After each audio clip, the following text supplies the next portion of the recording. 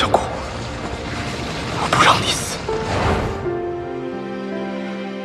若注定只能留一个，你会选择谁？你不许伤害他。怎么了？你怎么了？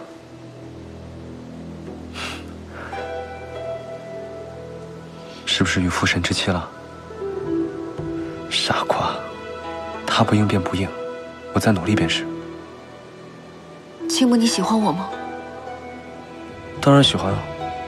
你喜欢的是我吗？是我，后池吗？当然是你啊，不是你还能是谁？我早就说过，我们的缘分是命中注定的。我第一次见你的时候就特别熟悉，好像我们相识了千年万年一般。千年，万年，你到底是喜欢我，还是喜欢你梦里想了千年万年的那个人？我梦里的人是你啊。不是的，他是他，我是我。我从未穿过玄色古袍，也从未出现过你的梦里。他不是我。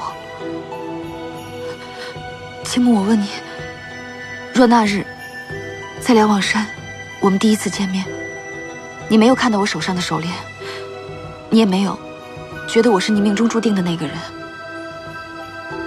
你还会不会陪我去妖族，以性命保护我，并且喜欢上我？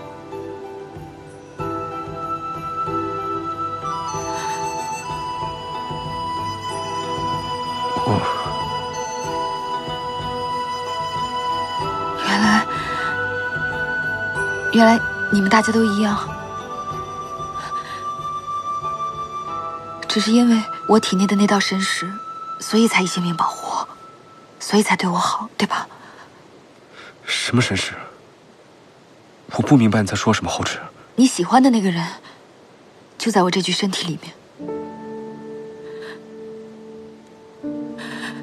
一个身体不可能有两个灵魂，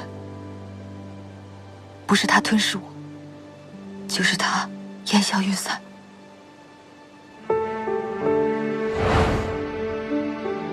愿来生不成神，与你在一起。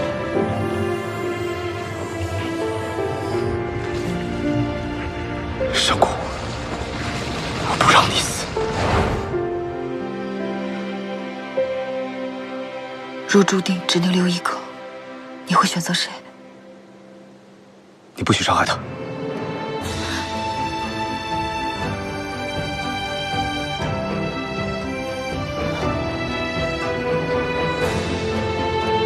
好一个不许伤害他！你走吧，以后我不想再见到你了。不是，后池，我不知道为什么会这么说。你听我说。